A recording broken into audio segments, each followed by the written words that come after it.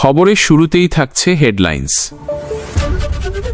এবার চিপস নয়, বিস্কুট চুরির সন্দেহে ক্লাস 7-এর পড়ুয়ার নাক ফাটানোর অভিযোগ, পরে রক্ত ধুয়ে সাফ করলেন দোকানদার।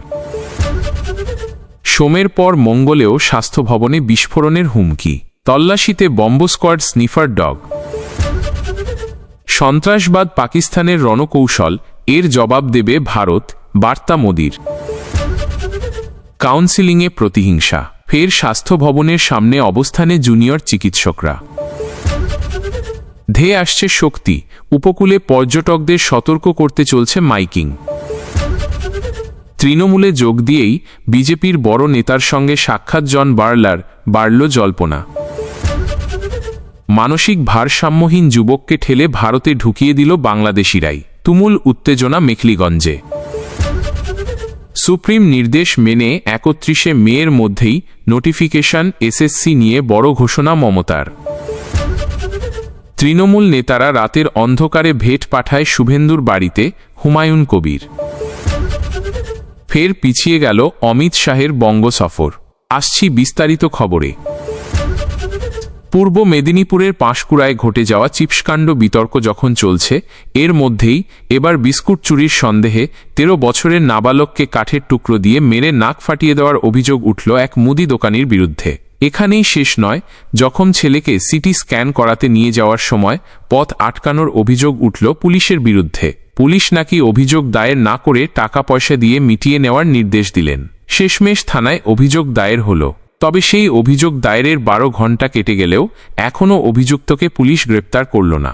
মঙ্গলবার বিকেলে চাঞ্চল্যকর এই ঘটনাটি ঘটল উত্তর 24 পরগনার হাবড়া থানার সংহতি স্টেশন লাগোয়া সলুয়া এলাকায়। আক্রান্ত নাবালকের বাবা সঞ্জয় হালদার, তার অভিযোগ তিনি তার ছেলেকে সকালবেলা 20 টাকা দিয়ে কাজে চলে গেলেন।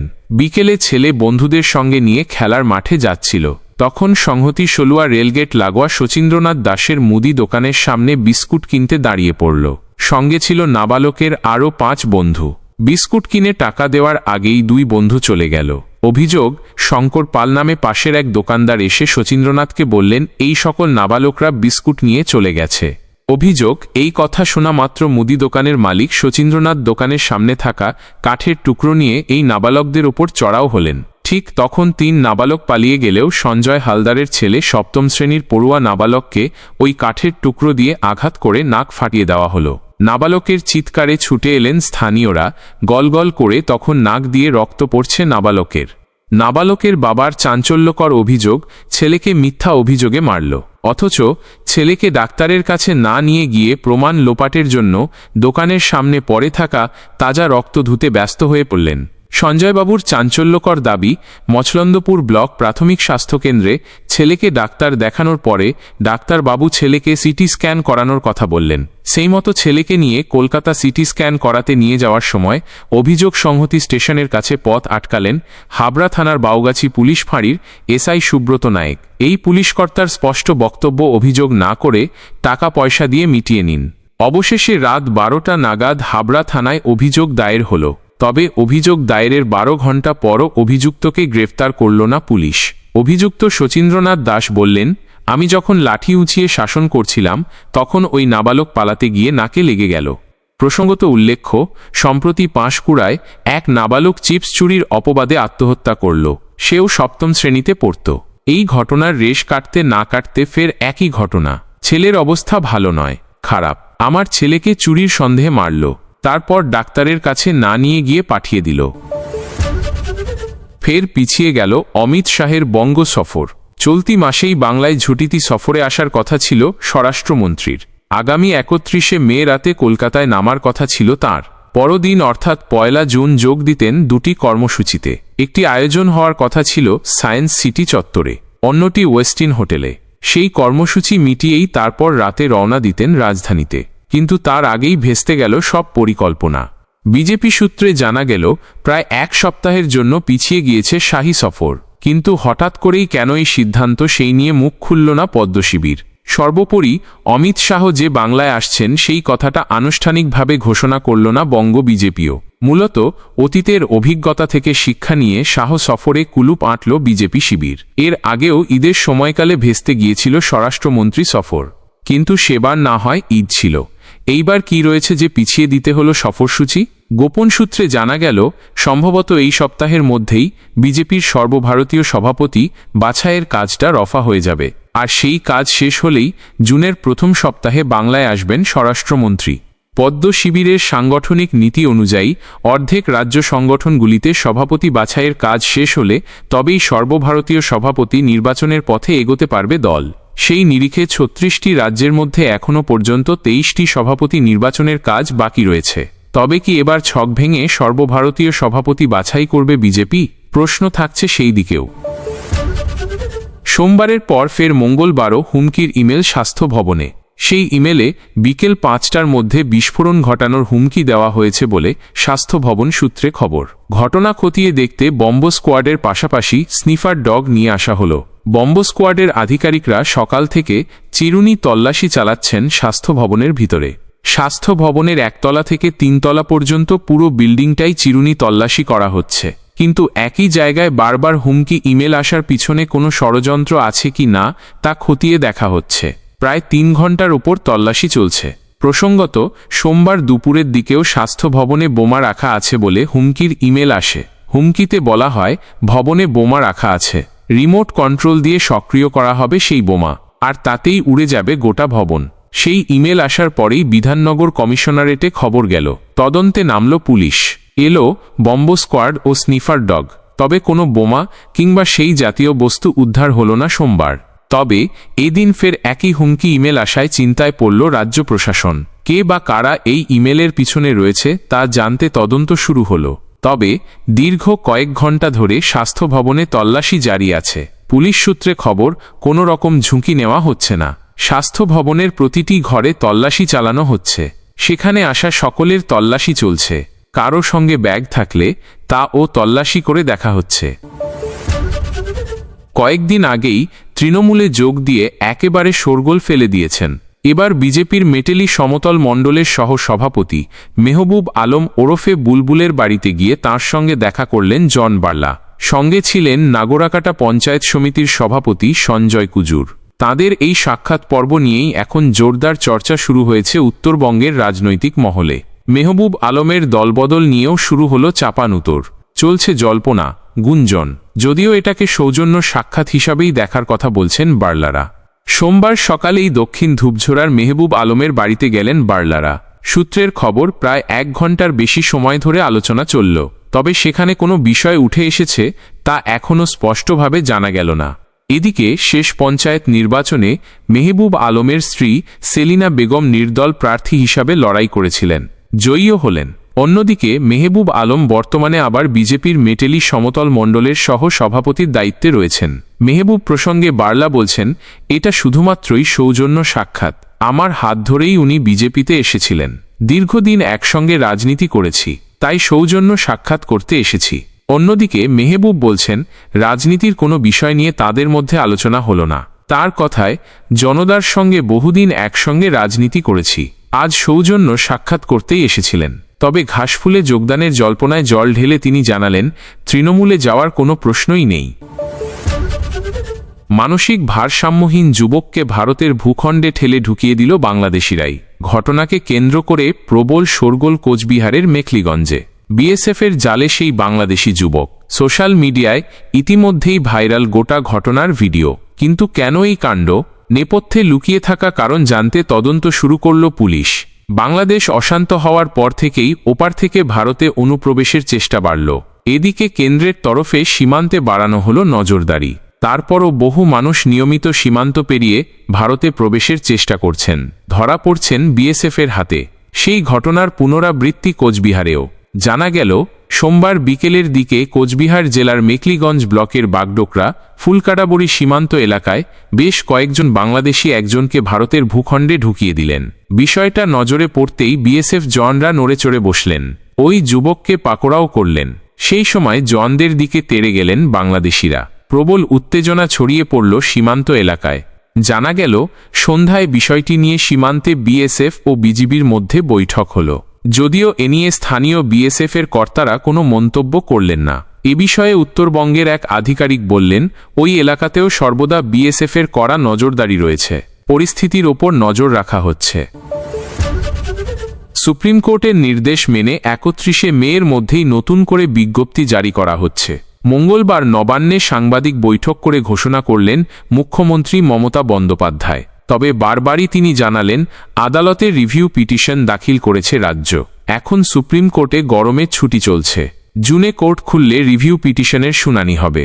তাতে যদি চাকরিহারাদের নতুন করে পরীক্ষা না দেওয়ার কোনো নয়া নির্দেশ সুপ্রিম কোর্ট দেয়, তাহলে আর এই নোটিফিকেশন কার্যকর হবে না। মমতা বললেন, আমি প্রথমেই শিক্ষকদের বলবো, আমরা এটা করতে বাধ্য হচ্ছে। আমরা চাই সকলে চাকরি ফিরে পাক। যেহেতু কোর্টের অর্ডার আছে 31শে মের মধ্যে করতে হবে। ভেবেছিলাম রাজ্যের তরফে করা রিভিউয়ে অন্য কিছু হতেও পারে, কিন্তু এখনও রিভিউ পিটিশন পেন্ডিং। কোর্টে গরমের ছুটি চলছে। এদিকে 31শে মের মধ্যে নোটিফিকেশন করতেই হবে। 30শে মে বিজ্ঞাপন দেব। তবে বারবার বলবো, রিভিউ অপশন হাতে আছে। শুভেন্দু অধিকারীর বাড়িতে রাতের অন্ধকারে ভেট পাঠাচ্ছেন তৃণমূল নেতাদেরই একাংশ। বিস্ফোরক অভিযোগ করলেন ভরতপুরের বিধায়ক হুমায়ুন কবির। হুমায়ুন কবিরের এই বক্তব্যকে চ্যালেঞ্জ করলেন আরও এক তৃণমূল বিধায়ক রবিউল আলম চৌধুরী। তার বক্তব্য, এই দাবির সত্যতা হুমায়ুনকে প্রমাণ করতে হবে। কারা ভেট পাঠাচ্ছেন তাদের নাম প্রকাশ্যে আনতে হবে।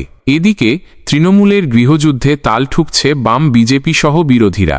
বিধায়ক হুমায়ুন কবির বললেন, কার সঙ্গে কার কথা হচ্ছে, যারা নেতা হয়ে বসে রয়েছে এই জেলার, তাদেরকে জিজ্ঞাসা করুন। দিনের বেলায় সারাদিন তৃণমূলে বড় বড় পদ নিয়ে বসে রয়েছেন, তারা কেন শুভেন্দু অধিকারীর বাড়িতে রাতের অন্ধকারে ভেট পাঠান? এই জেলার কতজন এমএলএর সঙ্গে শুভেন্দুর কত রকম যোগাযোগ রয়েছে অনুসন্ধান করে দেখুন। হুমায়ুনের এমন মন্তব্যের পর স্বাভাবিকভাবেই রাজনৈতিক শোরগোল তৈরি হল। তাকে চ্যালেঞ্জ করলেন রেজিনগরের তৃণমূল বিধায়ক রবিউল আলম চৌধুরী। তিনি বললেন, কার সঙ্গে কি যোগাযোগ রয়েছে তা তো আমরা জানি না, আর যদি থাকে তাদের নামগুলো বলা উচিত বলে আমি মনে করি। কারা কারা বিজেপির সঙ্গে যোগাযোগ রাখে তা আরও পরিষ্কার হয়ে যাবে।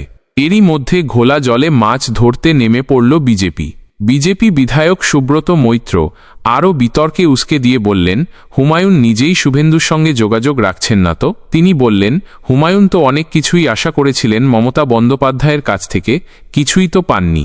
ওনার বর্তমান অবস্থা খুব খারাপ, না সভাপতি হতে পারলেন, না চেয়ারম্যান হতে পারলেন। স্ট্যান্ডিং কমিটির চেয়ারম্যান করে রেখে দেওয়া হয়েছে। তাই মাঝে মধ্যেই সংবাদ মাধ্যমের সামনে বিষোদ্গার করতে শুরু করলেন। বঙ্গোপসাগরে ঘনীভূত হচ্ছে ঘূর্ণিঝড় শক্তি। ঘূর্ণিঝড় শক্তির মোকাবিলায় তৎপর সাগর ব্লক প্রশাসন। রাজ্যের বিপর্যয় মোকাবিলা দফতরের সঙ্গে দফায় দফায় বৈঠক করেছেন দক্ষিণ 24 পরগনার উপকূলবর্তী এলাকার ব্লক প্রশাসনের আধিকারিকরা। সমুদ্র সৈকতে চলছে পর্যটকদের সতর্ক করার জন্য মাইকিং। হাওয়া অফিস জানালো, বঙ্গোপসাগরে নিম্নচাপের জেরে জেলার বিভিন্ন প্রান্তে শুরু হলো বৃষ্টি। ক্রমশ শক্তি বাড়িয়ে ঘূর্ণিঝড়ে পরিণত হচ্ছে শক্তি। এই ঝড়ের নামকরণ করল শ্রীলঙ্কা।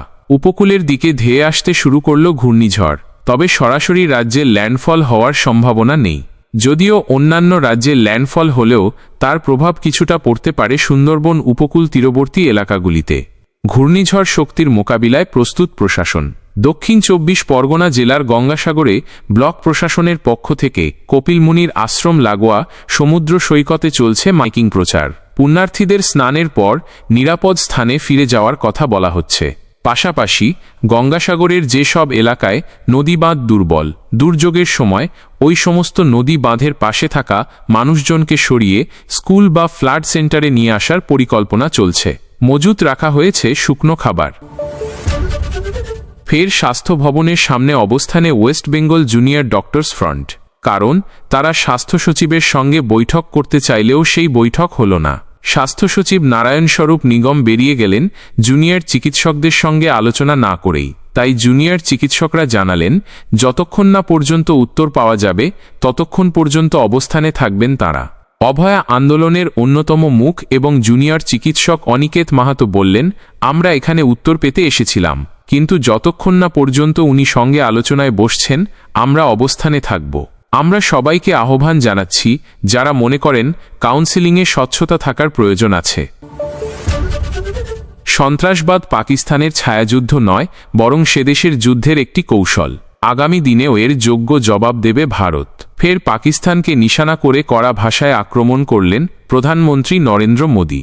মঙ্গলবার গুজরাতের গান্ধীনগরের সভা থেকে প্রধানমন্ত্রী বললেন, আমরা বিষয়টিকে ছায়াযুদ্ধ বলতে পারি না, কারণ গত 6 মে রাতে ভারতীয় বাহিনীর সামরিক অভিযানে যাদের মৃত্যু হয়েছে, রাষ্ট্রীয় মর্যাদায় পাকিস্তানে তাদের শেষকৃত্য সম্পন্ন করা হয়েছে। পাকিস্তানের পতাকা দিয়ে ঢাকা হয়েছে তাদের কফিন, এমনকি সেদেশের সেনা তাদের স্যালুট জানিয়ে বিদায় জানালো। প্রধানমন্ত্রীর কথায় এর থেকে প্রমাণিত সন্ত্রাসবাদ পাকিস্তানের যুদ্ধের একটি অঙ্গ। তবে আগামী দিনেও এই যুদ্ধের যোগ্য জবাব দেওয়া হবে। দুদিনের গুজরাত সফরে রয়েছেন প্রধানমন্ত্রী। মঙ্গলবার তিনি গান্ধীনগরের মহাত্মা মন্দিরে রাজ্যের পরিকাঠামোগত রূপান্তরের 20 বছর পূর্তি উপলক্ষে গুজরাত নগর উন্নয়ন 2025-এর উদ্বোধন করলেন। সেই সঙ্গে মোট 5,536 কোটি টাকার একাধিক উন্নয়ন প্রকল্পের শিলান্যাস করলেন তিনি। এদিনের সভায় অপারেশন সিঁদুরের প্রসঙ্গ ওঠায় সন্ত্রাসবাদ নিয়ে ইসলামাবাদকে নিশানা করে একের পর এক আক্রমণ শানালেন মোদি। তিনি বললেন, ভারতীয় সেনার কাছে বারবার প্রতিহত হয়েছে পাকিস্তান। তারা বুঝতে পেরেছে তারা জিততে পারবে না। সে কারণে দেশের সেনাবাহিনীকে প্রশিক্ষণ দেওয়ার বদলে জঙ্গিদের ক্রমাগত মদত দিয়ে চলেছে পাকিস্তান। দেশভাগ এবং পাক অধিকৃত কাশ্মীর প্রসঙ্গে প্রধানমন্ত্রী বললেন, বিভাজনের সময় দুভাগে ভাগ করে দেওয়া হলো দেশমাতাকে। বিভাজনের প্রথম রাতেই কাশ্মীরের ওপর হামলা চালালো মুজাহিদিনরা। ভারতমাতার একটি অংশ তারা আত্মসাৎ করল। যদি 75 বছর আগে সর্দার প্যাটেলের পরামর্শ মেনে নেওয়া হতো, তবে আজ এই ধারাবাহিক ঘটনার সাক্ষী থাকতে হতো না। প্রধানমন্ত্রী আরও বললেন, বসুদেব কুটুম্বকম, অর্থাৎ গোটা বিশ্ব আমাদের পরিবার, আমরা এই মন্ত্রে বিশ্বাস করি। প্রতিবেশী রাষ্ট্রগুলিতেও শান্তি বজায় থাকুক, সেটাই কাম্য। কিন্তু আমাদের বারবার উস্কানি দেওয়া হয়েছে। ভারত যোদ্ধাদের দেশ, সুতরাং এই সমস্ত উস্কানির জবাব আমাদের দিতেই হবে। অপারেশন সিঁদুর চলার পর কেন্দ্রের বিরুদ্ধে কটাক্ষ করতে শোনা গেল বিরোধীদের। এদিনের সভা থেকে সেই প্রসঙ্গে প্রধানমন্ত্রী বললেন, সামরিক অভিযানের প্রতিটি ঘটনাকে ক্যামেরাবন্দি করা হয়েছে, দেশের অভ্যন্তরের কোনো শত্রু যাতে প্রমাণ না চাইতে পারে। প্রসঙ্গত, গুজরাত সফরের প্রথম দিন থেকেই পাকিস্তানের বিরুদ্ধে একের পর এক তোপ দাগলেন প্রধানমন্ত্রী। সোমবার দাহোদের সভা থেকে ইসলামাবাদকে কটাক্ষ করে তিনি বললেন, বিভাজনের মাধ্যমে জন্ম হওয়ার পর থেকেই ভারতের প্রতি ঘৃণা পোষণ করছে পাকিস্তান। ভারতের ক্ষতি করা ও শত্রুতা বজায় রাখা পাকিস্তানের একমাত্র লক্ষ্য। কিন্তু ভারতের লক্ষ্য হল আর্থিক উন্নয়ন তথা সমগ্র দেশের উন্নয়ন করা। সেই সঙ্গে অপারেশন সিঁদুর প্রসঙ্গে হুঁশিয়ারির সুরে তিনি বললেন, আমাদের মা বোনেদের সিঁদুর যারা মুছে দেবে, তাদেরকেও মুছে যেতে হবে।